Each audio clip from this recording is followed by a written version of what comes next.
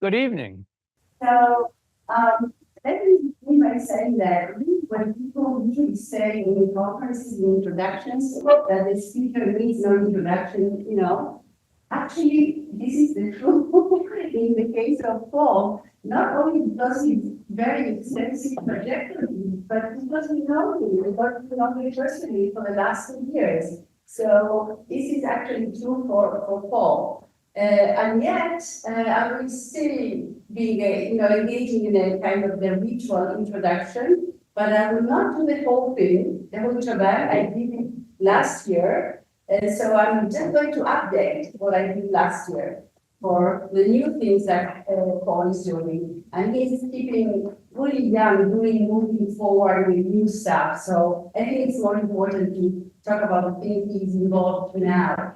And yet, let me just say that Paul Stoller is an American cultural anthropologist. He's a professor of anthropology at Westchester University in Westchester, and he has worked extensively in Niger for many, many years and published extensively, way also beyond Niger, in his work in New York with African immigrants. Let me begin by his last work. The last book, actually, before the one that he's going to be writing now, is called Wisdom from the Edge, Writing Ethnography in Turbulent Times, where he suggests us how to write or suggest how our ethnographic insights about esoteric practices could be transmitted to a more general public outside of the academy, and make a change in the world. I think this is a major project that is involved with now, to making anthropological work and anthropological insights made to be known to a general public and not just to a limited number of academics.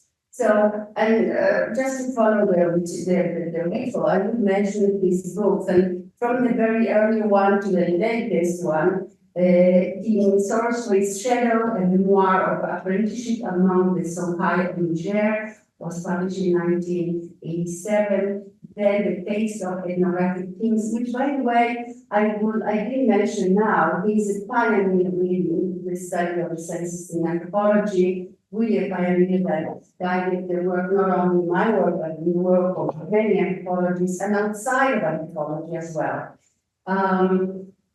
Then he published The Fusion of the Words, Ethnography of Possession among the Songhay of Niger, the cinematic Rio that was mentioned today, the ethnography of Jargouche, Learning Memories, Spirit Possession, Power, and How God in West Africa, Central Scholarship, which is a wonderful collection of essays.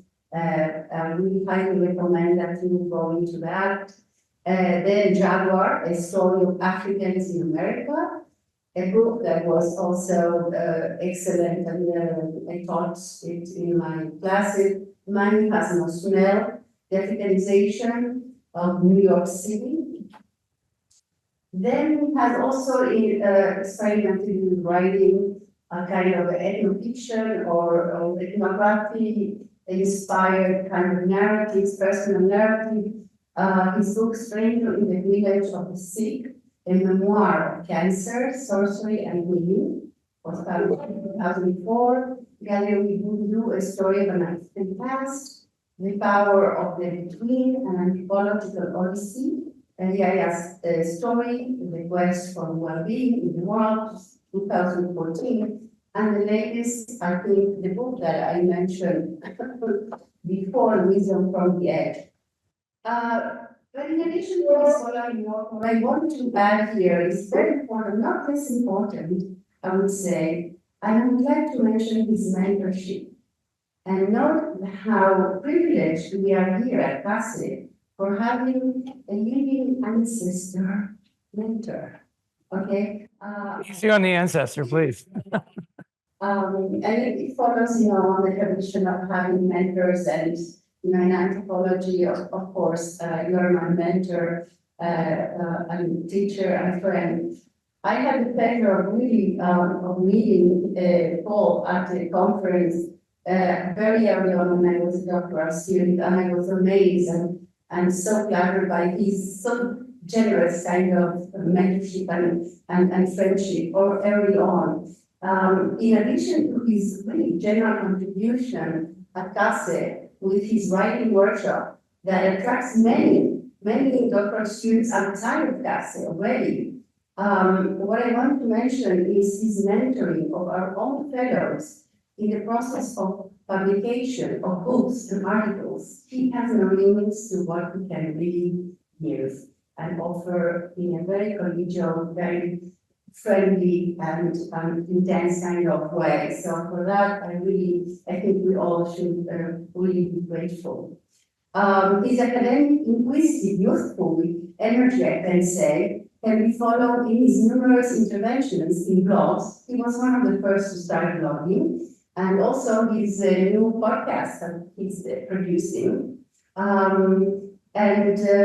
think I mentioned before, I think we were talking with Giovanni, his recent collaboration with Sapienza, a workshop, organized a workshop called Healing Ecologies,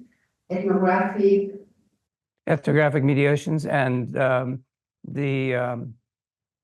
ethnographic approaches to well-being. Yeah, actually, Healing ecologies. Healing ecologies, I got, yeah. It was really trying to, it's a workshop that was very successful and will surely be published at one point, trying to kind of work in the mediation between healing and medical anthropology or medicine, I would say. Now tonight, we will hear about his new book project, part of it, directly from the horse's mouth, I think, Healing Stories, seems to put together his ethnographic, narrative, sensuous, and public contributions together. I'm looking forward to learning about their wisdom tonight. So please join me in welcoming our dear permanent fellow, colleague, and friend, Paul Stoller. Thank you. Thank you, Raquel. Good evening, everyone. Good evening. We can do better than that. Okay, that's a little bit better. My God. Okay, so first of all, let me say that I'm so grateful to have been a permanent fellow here for last year and this year. Looking forward to continuing to work here next year. During this semester, I've done a bunch of things, but I've focused a lot of my attention on beginning to write several chapters of this new book, Healing Stories, Healing Practices in the Troubled World. So the first thing I want to do is direct you to this first slide, this photograph. This, if some of you saw the film this afternoon, Les Maîtres Fous, this woman here this medium has been taken over by a Hauka spirit of colonialism. And I snapped this photo. You never know what was going to happen in the compound of my teacher, Adamu Jenitongo, who is dealing with this woman right here. And one morning at shortly after dawn, this woman comes into the compound. She's foaming at the mouth. She's bellowing like this. She drops to her knees, and Adamu Jenitongo begins to tend to her. Right. First thing she says to him, or the spirit in her body says to him, is, "Tumukone, do you know me? Tumukone, do you know me?" And he says, he puts his left arm on her shoulder, and he says, "Je te connais, I know you. Je te connais." And then she says it again, "Tumukone, tumukone." And he says, "Yes." And he starts to rub her shoulder very gently, and very gently, the heavy breathing and the bellowing begin to subside a little bit. The shaking, the foaming at the mouth stops. And eventually she opens her eyes, and she looks at him and says, her breathing is normal. She looks at him and says, "Thank you, Baba." And he said, "Wait a minute, stay where you are. The spirit is not settled in your body. Let me go get something for you." So he gets up. He goes to his thatched hut, spirit hut. He brings back a little pouch, and he gives it to her and says, I want you to take 3 measures of this substance, put it in your morning tea or coffee, and continue to do that every morning until it's done. That will settle the spirit in your body so that you can go about your life on a regular basis. You don't have these uncalled for interventions of your spirit that's associated with you. So she takes the medicine and she walks off and she says, "Thank you, Baba." And then she's able to continue her work, her life in 2 worlds, the world of social life and the spirit world. So she's able to do both of those things. So I asked the question, what is it about his treatment of this woman in this very brief incident? What is it that made his touch or made his treatment of her effective, right? And whenever I talk about the effectiveness of healing, I always think of, Levi-Strauss's famous article, the effectiveness of healing, effectiveness of sorcery. Was it the quality of his voice? Was it the nature of his touch? Maybe. Or maybe it is that they both knew that he is a Sohanchi, a healer who is a direct descendant of the Songhay Emperor Sunny Ali Bear, who ruled in the Songhay Empire in the late 14th century, right? I'm sorry, yeah, 15th century. And that he is the recipient of, generations of knowledge passed down from the 15th century to the present. He knew that, of course, she knew that, the Sohanchi tradition. So all of these things, are part of the mix that goes into the effectiveness of this moment, this very brief moment, right? So how, there are lots and lots of descendants of Sunny Ali Bear that live in the Republic of Niger. How is it that one is, how does one become a healer? In the Songhay way, how is one chosen as a healer, right? So this is one example that I learned of, all right? And usually when an old healer is old and ready to die, he or she wants to pass on the fundamental traditions to their offspring of some sort, right? So here's one case of how that happened and how one person was picked to become the successor of an old healer. An old healer is laying on his deathbed and he tells his son, "Go out and get my 11 grandchildren and bring them here to meet me." So he's laying on this bed in a sort of mud brick house, and the 11 children, boys and girls, range in age from 8 to about 14. They come and they line up around the bed of this old healer, and he says to them, "I want you to tomorrow morning. I want you. This morning. I want you to grab a little sack. And I want you to go into the bush, into the wilderness, and I want you to bring me the bark of the Kobe tree." Now, the Kobe tree is a tree used in natural healing, but also in sorcerer's healing. So there are 11 kids. So they go off into the bush. Some of them probably know trees better than others. They go off into the bush, and a couple hours later, they come back and present their findings to their grandfather, right? 9 out of the 11 brought back the wrong bark. So the grandfather, he loved his grandchildren, so he said for each child who brought back something, he gave them a couple dates as gifts, right? But two kids, a boy and a girl, they brought back the right piece of bark, right? So the old man says, asked his grandson, "Show me what you brought," and he shows it. He says, "You brought the right bark. That's the Kobe tree. You brought it. How did you find it?" He said, "Well, I found the tree. I brought it to you, and here it is." And he said, "Well, you have a really good eye. I'm going to give you a bag of dates," right? Then he looked to his granddaughter, and he said, "So tell me about, how did you find this?" And he said, "Well, Baba, I found the tree, and the first thing I did was I asked the tree to forgive me for taking the bark. Then I peeled it off, and here it is." And the old man held the bark in his hand, and he said, "You did the right thing." He said, "This is from our ancestors. We derive our power from this bark. You asked for forgiveness. You demonstrated respect for nature. You demonstrated respect for the bush.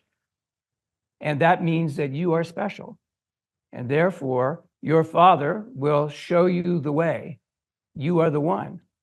And so your Father will show you the way. And perhaps if everything goes well, you will become the guardian, the spiritual guardian of this community, right? So ultimately, there are many, many people who have the right genealogy, the right bloodlines to become a healer, but only very few have the right character to become a healer. That is an important lesson and something that's kind of central to what I'm going to present tonight. So I'm going to introduce you to a couple of the healers that are going to be in my book and talk to you about a little bit about their lives and what they do.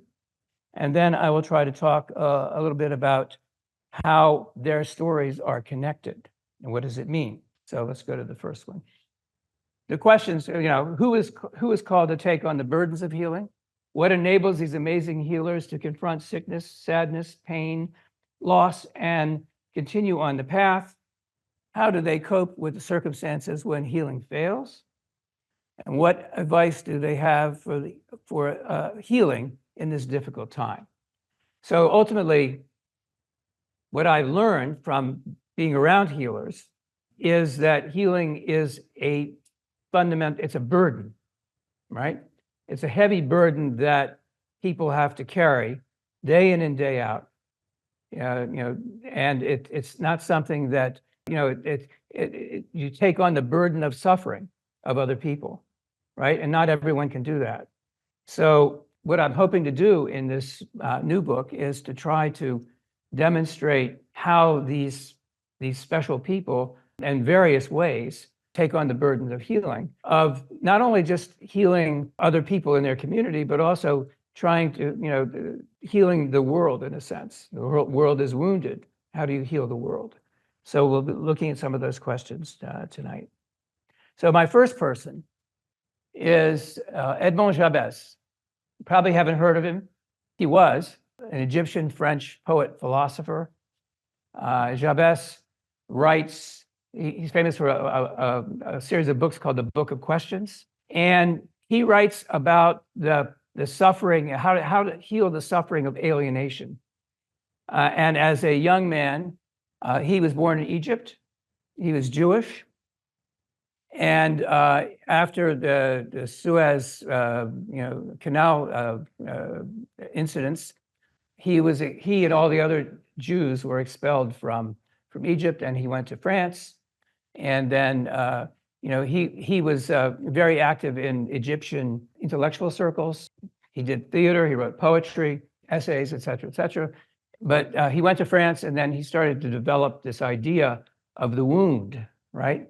And for him, the wound was alienation, exile, not feeling at home. And that sort of question of not feeling at home is something that a lot of people feel today. And a lot more people will feel in the future, given the fact that, there's going to be given the climate scenario, there's going to be lots of forced migration due to climate issues, but also due to various other kinds of political disputes and wars, et cetera. So he got his inspiration. So he, in a sense, suffered a lot himself, and he struggled to try to find a way to cope with his alienation, the wound of being separated from his home, from his traditions, being other. And for him, it was in France. And so he got his inspiration in the emptiness of the desert. So he has some beautifully poetic lines where he talks about finding plenitude, taking plenitude from the emptiness of the desert, or finding something, taking something out of nothing. And he said, there's a wonderful line that he writes about looking at the world, and he says, above there is nothing, below there is nothing, but between the light shines through. Between the light shines through. So for him, there's always something that you can squeeze out or extract from the nothingness or the void of the wound, right? So I kind of use his ideas as a way of framing my. I'm going to attempt to use his ideas about framing how I approach my writing about the healers that I want to introduce you to. In a sense, he's a healer of the world. He offers a kind of positive response to kind of some of the things that we are facing today in the world. And so I just don't want to focus on healers as people that treat patients or clients, but people that are concerned with not just clients or patients, but with the problems of the world. He is an important person. So you've already met Adamu Jenitongo. Let me tell you a little bit about him. When he was, he is a direct descendant of Songhay Bear. This is a photo of him when he was in his late 90s, and he's carrying this staff he's got here is called the Lolo, which is the Sohanchi staff that has rings on it that have been caked with sacrifice for hundreds of years in some cases. So when he was a young man, he was arrested in his town called CAS-E, and he was accused of murdering a rival. And so he was condemned to, he was taken as a prisoner to Tilbury, where I did my research. There was a prison there, and he worked in the rice farms as a sort of forced labor for 3 years while he waited his court case. Finally, in 1940, his case was heard, and he was condemned to military prison in the Sahara Desert. He was condemned first to a place called Kidal, which is in the northern Mali, where he was for a couple of years, survived that. Then he was sent to a place called Bidon 5, which was like a death sentence. Somehow he managed to survive that. And then he went to a place called Tessalit, where using his skills as a manipulator, I guess, a sorcerer, he became the chef of the officers' mess and eventually became the caretaker of the officers' children in Tessalit, right? And so by the time he was freed from his sentence in 1960, when the French, when Niger and Mali got their independence. And so he returned home. He had been eating the rich diet of the French officers' mess. So he left a very skinny guy. He came back grotesquely fat. So when his sister met him at the bus depot, she didn't know who he was, right? She goes around talking about, well, who are you? Who are you? Where's Adamu? And he said, I am. How can this be? He said, well, you've been living. I said, I've been living with the Frenchman. Ah, well, that makes sense. Okay, you're all. So she takes him and they establish him in a compound atop a dune. People hear that the great Sohanchi has returned. He survived somehow. Everyone thought he was dead. And then he becomes the Zima, the spirit priest of Tilbury. He becomes, and he starts healing people in Tilbury on this dune-type compound. I met him 10 years after he got back to Niger. That's when I first met him at a spirit possession ceremony that I happened to stumble upon. So he suffered a great deal in his life, right? He knew other worlds. He was other. He suffered, and somehow he survived, and he returned to where he came from and was able to use what he had learned through his experience to become a great healer. Koda Mumuni, another great, and his son Jibo Mumuni, he's not up here. Koda Mumuni is a sorcerer of the river, of the water, and his son Jibo Mumuni is who I write about mostly more than him. I don't have a really good photo. I didn't put my photo of Jibo Mumuni in here. So Jibo Mumuni, his son, this guy, as you can see, is a tough customer. You don't want to mess with him. I mean, look at his eyes. I mean, look at him. He is a no-nonsense person, very, very astute in herbal medicine and stuff like that. He taught everything he knew to his two sons. One was Jibo, the other guy, his name was Zachary Baba. And Jibo Mumuni is whom I'm going to be writing about more than him, was a tortured soul, just a tortured soul, full of, psychological problems, full of self-doubt, full of pain and suffering. And somehow he turned that around to be a relatively effective healer in the village of Mehana. where this guy lived, Kodamamuni. Kodamamuni was one of he held great power, but he was also always laughing, right? He's always laughing. So, and he said that one of the powers, one of the big things and powers of being a successful healer is to know how to laugh, enjoy laughter.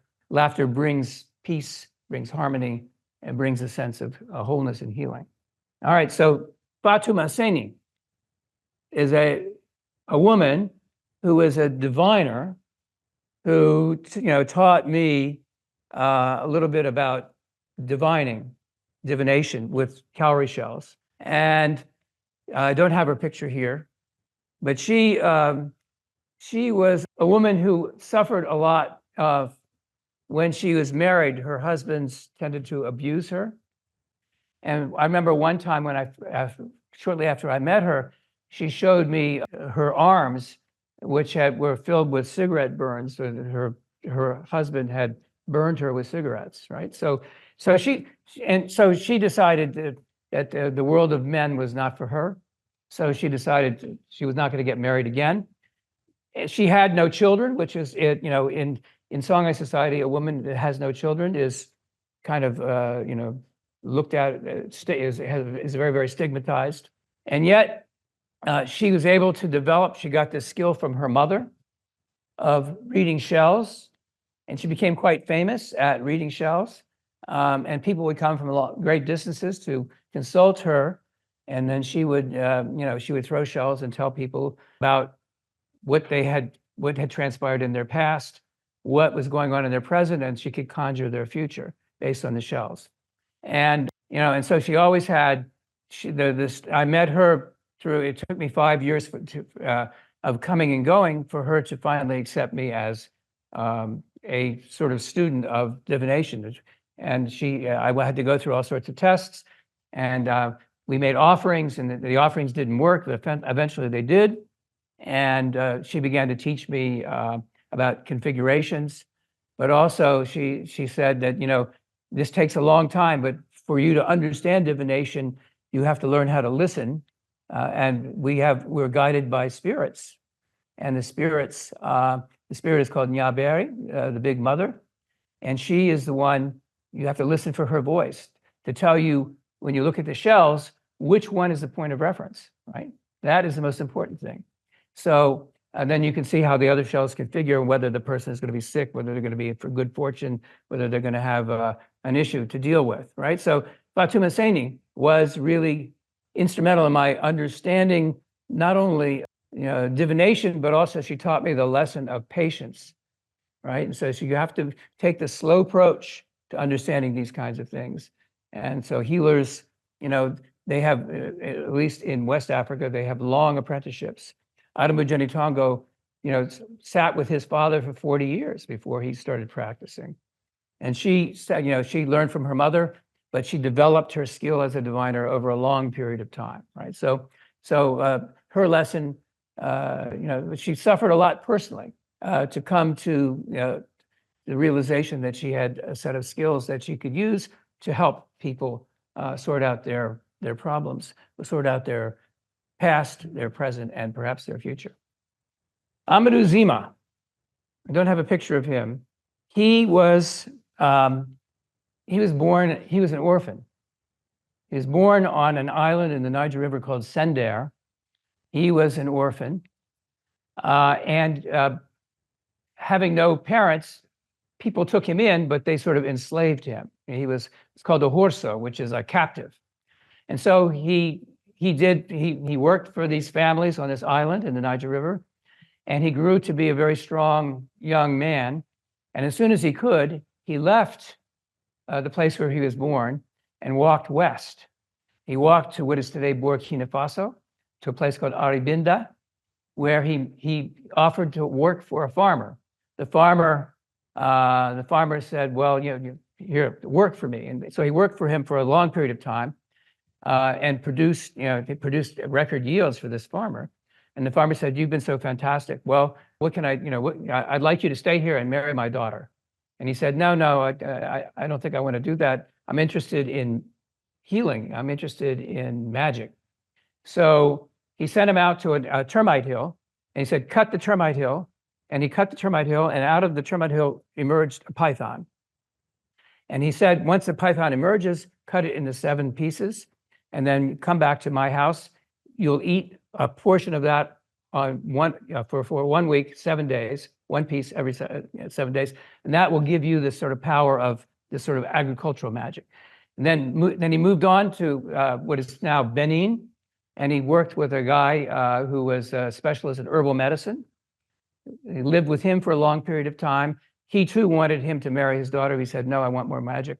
He finally returned to Niger, to a place called Sangara, which is a city full of magical Songhay specialists. He worked with this one particular person for a period of time, and that for a year or so. Then he finally settled in Mehana, where I did my early field research, and there he became the spirit priest of Mehana, Niger, highly respected, healed people, and then he married, had a family for the first time in his life, and then his wife died. He married a second person. She gave him a daughter, but then all of a sudden people stopped coming to him. There was more of an influence of Sufi, not Sufi Islam, but Salafist Islam became more important. People stopped going to see him. People stopped going to his spirit possession ceremonies, and he was sort of reduced to being in his house. And he became, he had severe arthritis. He was bent over with age. And I didn't know he was what he was. I greeted him for 7 years because one of my Islamic teachers lived across the street from him. And so after 7 years of greeting him and not asking him, he said, well, I think it's time for you to come into my house. Let me tell you my story. So I grabbed, he told me his story. He gave me some things to take home, which I still have.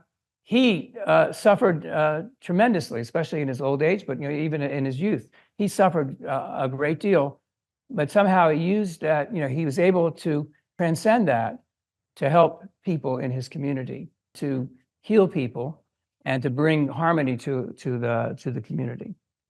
Now, so far I've just talked about quote unquote traditional healers. Here's my friend, I had a message for him today, Dr. Isipi Jibe. He is a direct descendant of Aski Muhammad, great Songhay king of the 15th century. Grew up in Mehana, Niger, direct descendant of Aski Muhammad. Through a series of, as a young man, his father died very young. His father died when he was so he left Mehana, and he was taken to live with relatives in the capital city, where he studied in the CAS-E, and he studied in a lycée. He was a very smart student. He got a scholarship to go to Dakar to study. He wanted to be a veterinarian. Went to Dakar, became a veterinarian. Well, he studied veterinary, but he met a German who represented a German medical school, who said, we're giving out, we looked at your record. Would you be interested in becoming a physician?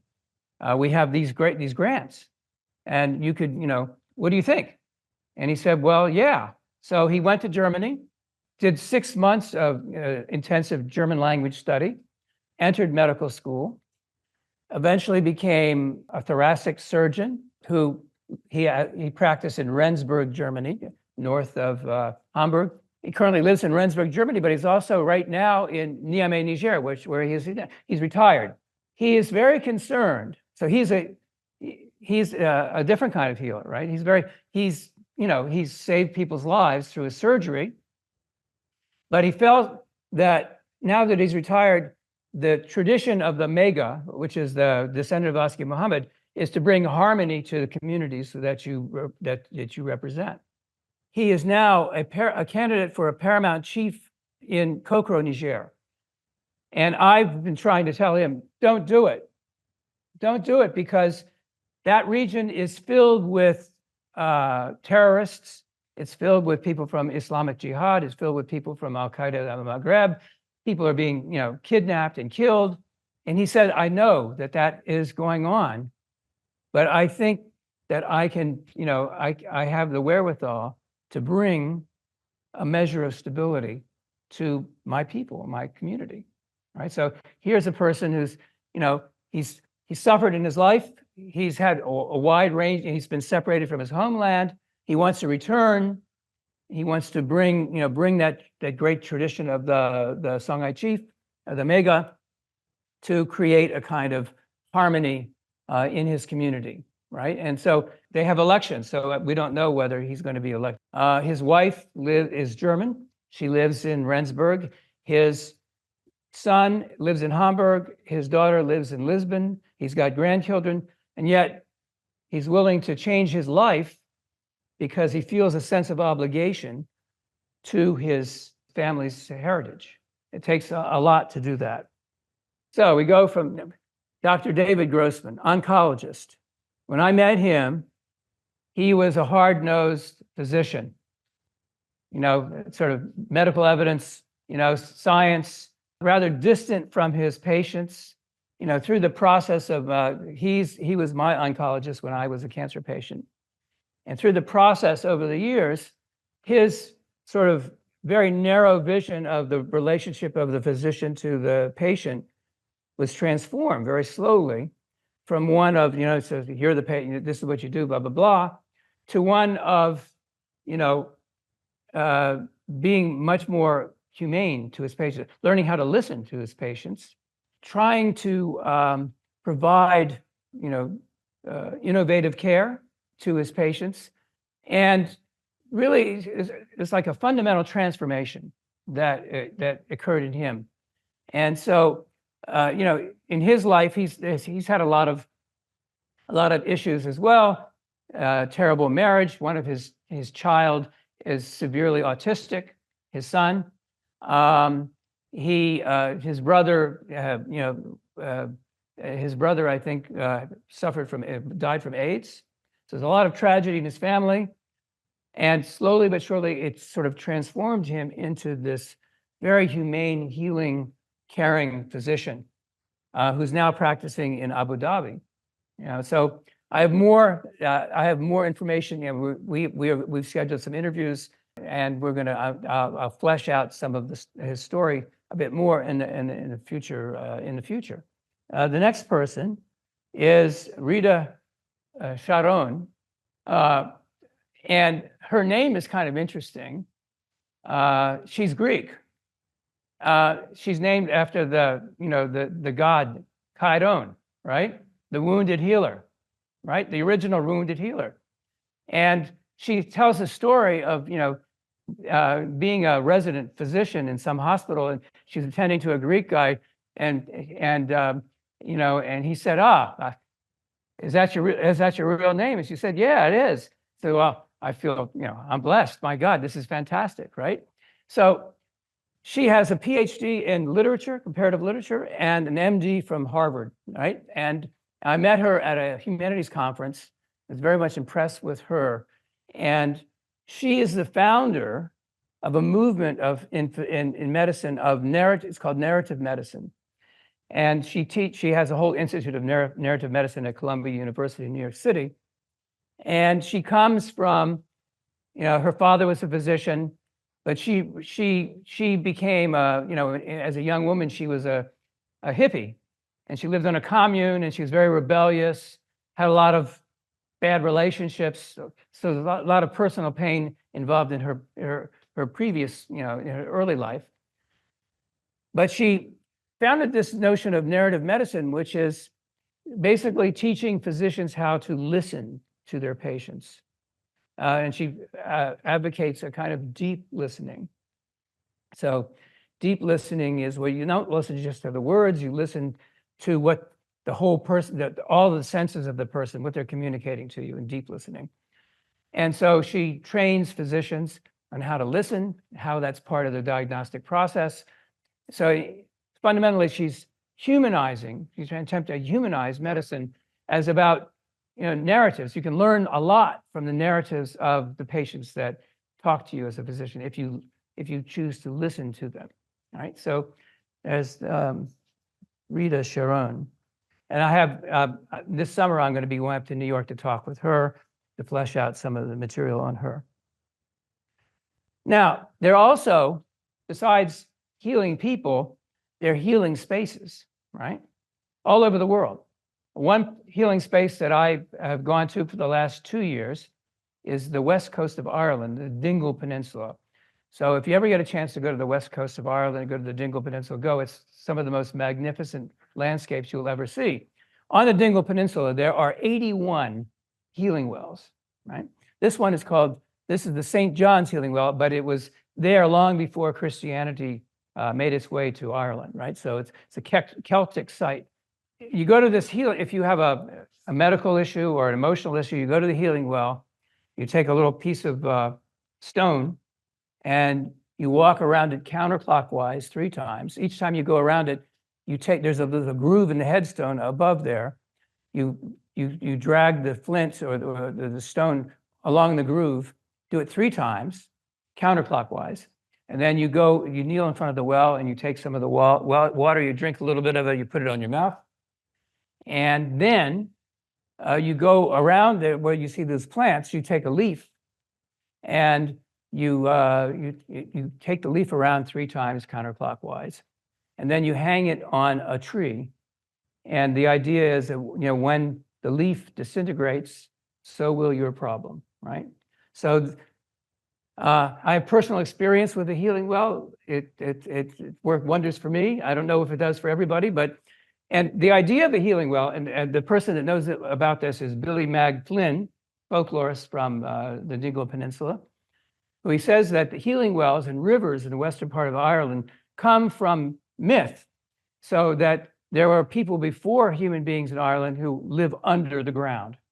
And you can see their representation in a lot of art about sort of mythological figures in Irish folklore. And they bring up the water, they created the rivers, right? So if you make an offering or you pay your respects to the underworld people, then taking the waters of the healing well will be good for you, right? And so people go to these on a routine basis. Irish people in the western part of Ireland, but anthropologists like me go there too. So and there are many of them. This one is one of the more famous. A lot of them are not kept up that well, but this one is nicely maintained in a place called Minard in Western Ireland. Okay, so what is it about? It's my friend David Napier, anthropologist extraordinaire, who wrote some fabulous books. One is called The Age of Immunology. Actually, I would recommend you reading it. Other is called Making Things Better. And he's now working on, he's one of the most brilliant anthropologists I know. I mean, he is the most brilliant anthropologist. He's just brilliant.